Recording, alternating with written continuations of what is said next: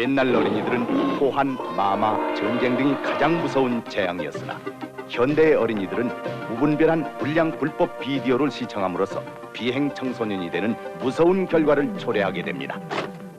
우수한 영상 매체인 비디오를 바르게 선택 활용하여 맑고 고운 심성을 가꾸도록 우리 모두가 바른 길잡이가 되어야겠습니다.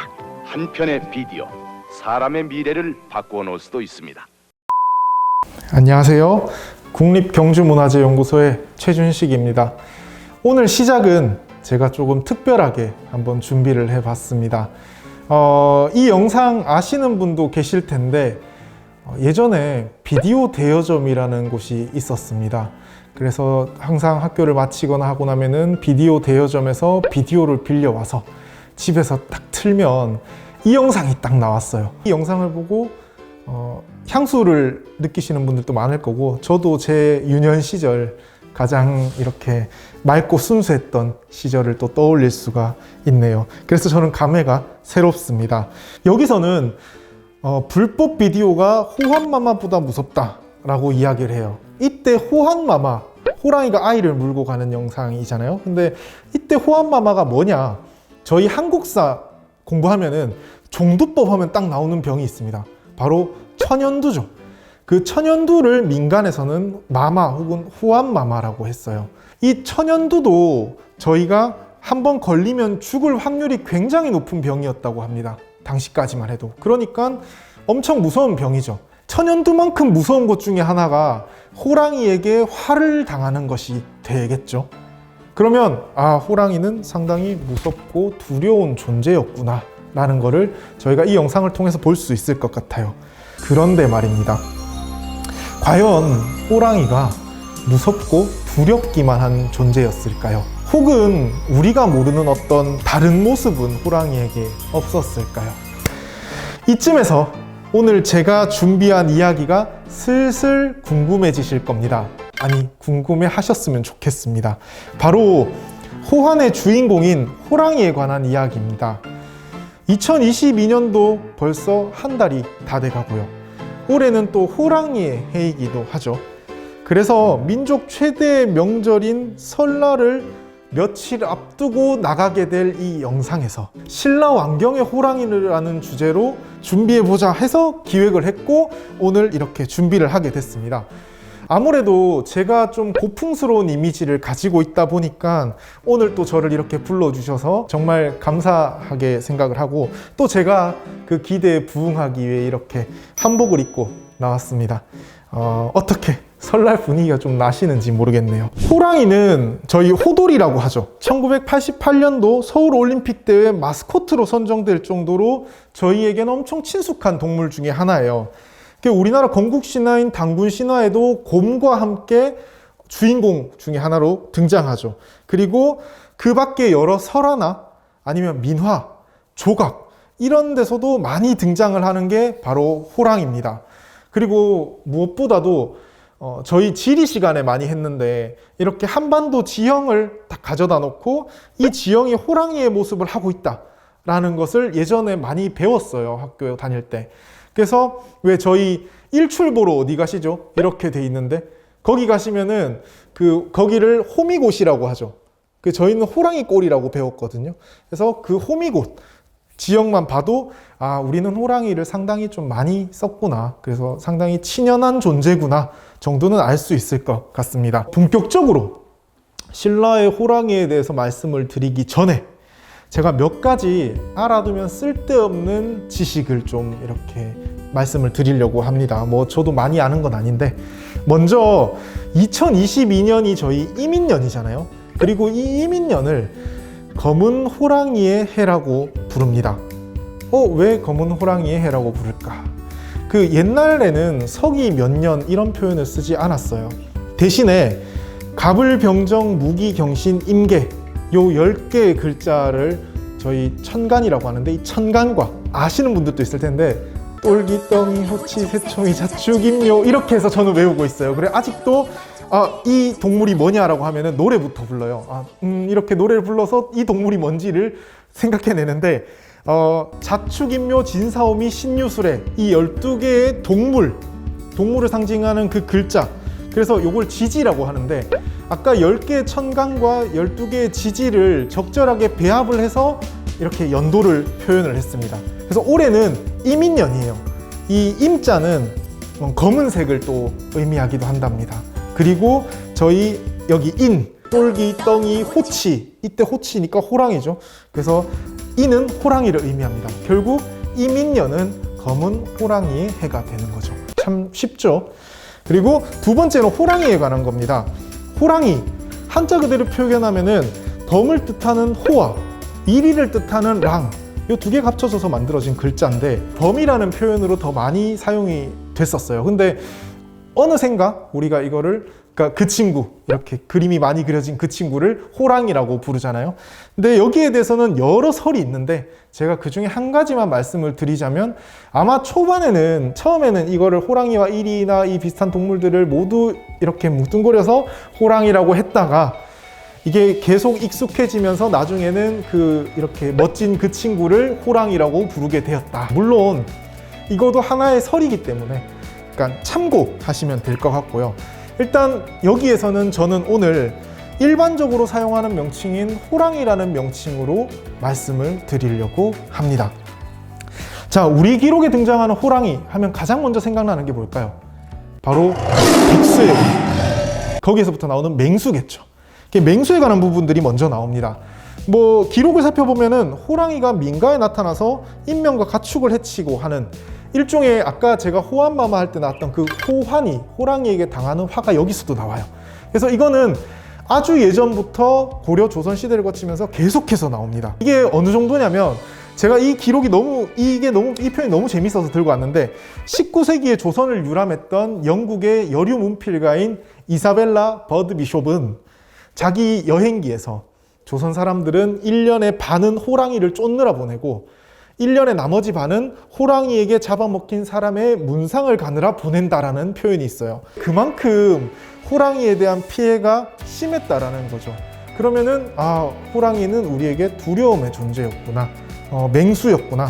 그래서 실제로 조선시대 때는 저희 이렇게 웹툰 중에서 호랑이 삐 하는 그 웹툰인데, 거기 보면은 차쿠갑사라는 게 나와요. 호랑이 잡는 사람들이거든요. 그러니까 심지어 그렇게 호랑이 잡는 사람들이 있을 정도로 당시에 호랑이에 대한 피해가 심했고 사람들이 호랑이에게 두려움을 느끼고 있었다. 그리고 영물로서의 호랑이는 후한서 동의전에 보면은 그 호랑이에게 제사를 지내고 그것을 신으로 섬긴다라는 내용이 있기 때문에 아주 오래전부터 호랑이에게 제사를 지내왔음을 저희가 알 수 있습니다. 그리고 심지어는 조선시대 때는 호랑이를 상군이라고 하면서 이제 약간 산신령이나 산악신앙이나 이런 것들과 같이 연결을 해서 보기도 했어요. 그래서 조선시대에는 호랑이에게 제사를 지내기도 하고, 그 다음에 호랑이에게 신령이 있다고 믿기도 했다고 합니다. 아무래도 호랑이는, 저희 왜 그런 거 있잖아요. 속설에 호랑이의 눈을 가지고 있으면은 모든 이런 사악한 것들을 쫓아낸다, 귀신을 쫓아낼 수 있다, 그런 내용이 나올 정도로 아무래도 호랑이에게는 이런 삿된 귀신을 물리치는 신통함이 있었다라는 생각을 좀 하고 있었던 것 같아요. 그래서 동국 세시기에도 그런 내용이 나오는데, 집에 왜 대문 같은 데나 벽 같은 데 호랑이 그림을 붙여 놓는다든지, 그렇게 함으로써 그런 귀신이나 이렇게 사악한 것들을 쫓아낸다라는 생각을 가지고 있었던 것 같아요. 지금도 그래서 집에 가면은 어떤 집은 호랑이 그림을 이렇게 붙여놓은 분도 계시고, 그리고 저희가 조선시대 민화 같은 거 보면 호랑이가 엄청 많이 나오거든요. 그러니까 그런 것들은 호랑이가 이런 귀신을 물리친다라는 부분을 이때 이 사람들은 그걸 생각하고 있었기 때문에 그거를 만들어낸 것으로 볼 수 있습니다. 이처럼 옛날 이야기에는 다양한 모습의 호랑이가 존재하고 있었습니다. 그렇다면 실제로 신라 왕경에서는 호랑이가 어떤 식으로 존재하고 있었을까요? 제가 또 다 찾아봤죠. 삼국사기, 신라분기를 보면은 신라 사람도 똑같이 호랑이에 대한 피해를 입었던 것 같아요. 문무왕, 해공왕, 문성왕, 한강왕, 이때쯤을 보면은 기록에 전부 다 왜 대궁뜰에 갑자기 호랑이가 나타나서 죽였다든지, 아니면 집사성, 궁궐뜰, 거기에 호랑이가 나타났다는 기록이 보여요. 그래서 당시에도 호랑이에 대한 피해를 입고 있었다 하는 것 정도 알 수 있고, 조금 특이한 부분은요, 삼국사기 무관조에 보면은 호랑이의 가죽을 사용하는 내용이 보입니다. 무관조의 금장이라는 부분을 설명을 하면서 대가마, 군사에는 뭐 호랑이 뺨 가죽을 사용을 한대요. 저도 참 특이한데. 그리고 군사당주에는 호랑이의 꼬리, 대장척 당주화에는 이마 가죽, 이런 식으로 호랑이의 가죽을 당시 이렇게 무관들이 무언가를 하는데 사용을 했다라는 게 기록상에 보이고 있어요. 그러니까 실제로 신라 사람들도 호랑이를 활용한 거죠, 잡아서. 그런 부분들이 있기 때문에 확실한 거는 신라 왕경에도 호랑이가 있었을 것이다. 그리고 삼국유사에는 이런 아주 단편적인 내용 말고 이야기가 전해지는 게 있습니다. 어떻게 보면 사랑 이야기일 수도 있는 이 이야기인데, 그 김연감호조에 나오는 이야기입니다. 줄거리는 이렇습니다. 김연이 탑돌이를 하다가 처녀를 만나서 정을 통해요. 근데 알고 보니까 이 처녀가 바로 호랑이인 거예요. 김연이 그 처녀를 따라서 집에 갔는데 처녀의 오빠도 당연히 호랑이겠죠. 그래서 그 오빠들에게 목숨을 위협받게 되는 상황에서 처녀가 김연을 구해줍니다. 그리고 김연을 구해주고 처녀는 대신에 아마 자기 오빠들을 구하기 위해서 자기 스스로를 희생하려고 했을 거예요. 내가 고의로 사람들을 좀 해칠 테니까 나를 잡아 죽여달라. 그렇게 해주고 나서 절을 하나 좀 세워주십시오 라고 이야기를 합니다. 김연이 알겠다고 했어요. 물론 어느 정도의 감정을 가지고 있었는지 모르겠지만. 그래서 성 안에서 실제로 호랑이가 나타나서 김연이 호랑이를 처리하려고 하니까 호랑이가 어제 그 처녀로 변한 거예요. 그리고 처녀는 다친 사람에게 흑륜사의 장, 저희 간장 된장할 때 그 장을 바르고 나발 소리를 들으면 치료가 됩니다 라고 이야기를 하고 이렇게 스스로 목숨을 끊습니다. 김연은 호랑이를 잡았기 때문에 그 공을 인정받아 가지고 벼슬길에 올라요. 그리고 호원사라는 절을 짓고 이 이야기를 이렇게 기록에 남겨가지고 뒷날 전하게 합니다. 그래서 삼국유사에는 이 내용이 나와요. 상당히 좀 애틋하고 뭐 좀 의미 있는 이야기일 수도 있죠. 일종의 러브 스토리 같은 그런 내용일 수도 있는데 이런 내용이 삼국유사에 전한다. 그거 하나 말씀을 드리고 싶네요. 저희 지금 뭐 원성왕릉 아니면 그 김유신 장군묘, 흥덕왕릉 같은 데 보면은 이렇게 호석 둘레에 이렇게 뭐가 새겨져 있어요. 그게 십이지라고 해서 아까 제가 똘기, 떡이, 호치, 새초미 나왔던 그 십이지가 거기 있는데 그 십이지를 새겨놨습니다. 그럼 당연히 그 사이에는 호랑이고도 있겠죠. 저는 제가 갈 때마다 제가 이렇게 용띠이다 보니까 용을 찾기 위해서 아무리 노력했는데 사실 못 찾았어요. 그러니까 혹시 가서 이렇게 한번 찾아보시고 본인 띠를 찾아보셔도 되고, 아니면 혹은 올해는 검은 호랑이의 해니까 호랑이를 한번 찾아보시는 것도 좋을 것 같습니다. 지금까지 말씀드렸던 것처럼 신라 왕경에서도 호랑이는 상당히 다양한 모습으로 등장하고 있습니다. 물론 안타깝게도 지금 경주에는 호랑이를 볼 수가 없어요. 저도 이렇게 답사나 여행을 좋아하기 때문에 경주를 자주 다니는데 제가 지금껏 다니면서 한 번도 호랑이를 볼 수 없었습니다. 만약에 제가 다음에 호랑이를 볼 수 있다면, 그리고 제가 이 자리에 나올 수 있다면 제가 여기서 그 체험담을 생생하게 여러분들께 말씀을 드리려고 합니다. 우리나라의 호랑이가 1918년도에는 강원도에서 한 마리가 사냥을 당했고 1922년에는 경주의 대덕산에서 사냥을 당해요. 그리고 1946년도에는 평안도에서 또 한 마리가 사살을 당하면서 멸종이 되었다고 합니다. 결국 1922년에도 경주에 호랑이가 있었음을 보여주는 거겠죠. 그러니까 이때까지도 호랑이가 있었겠구나 정도는 저희가 생각해 볼 수 있을 것 같습니다. 이제 마무리를 해야 할 것 같습니다.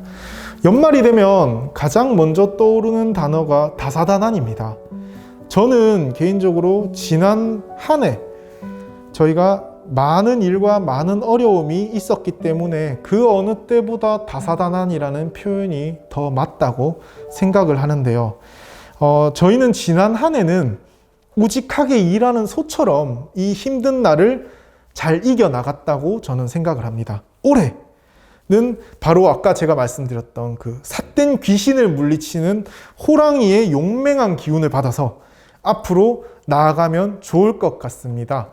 다만 한 가지 주의할 점은 저희가 1월이 되었고 새해가 되었다고 바로 호랑이의 해가 되는 건 아니거든요. 1월 한 달간 만약 나는 호랑이 기운을 받지 못했는데 왜 나는 못 받았을까라는 의심을 하신다면 일단 설날이 지나고 나서 다시 한번 호랑이 기운을 이렇게 느껴보시면 어떨까 하는 생각을 합니다. 그리고 끝으로 이렇게 용맹한 호랑이의 손놀림처럼 저희 유튜브도 많은 구독과 좋아요를 눌러주시면 감사할 것 같습니다. 2022년 한 해도 하시는 모든 일 잘 되시기를 바라며 저는 이제 인사를 올리겠습니다. 새해 복 많이 받으십시오. 하늘이 무너지고 땅이 톡 꺼진 한들 차례 정신없이 목으로 움츠리고 가만히 엎젖었다. 헛 내려온다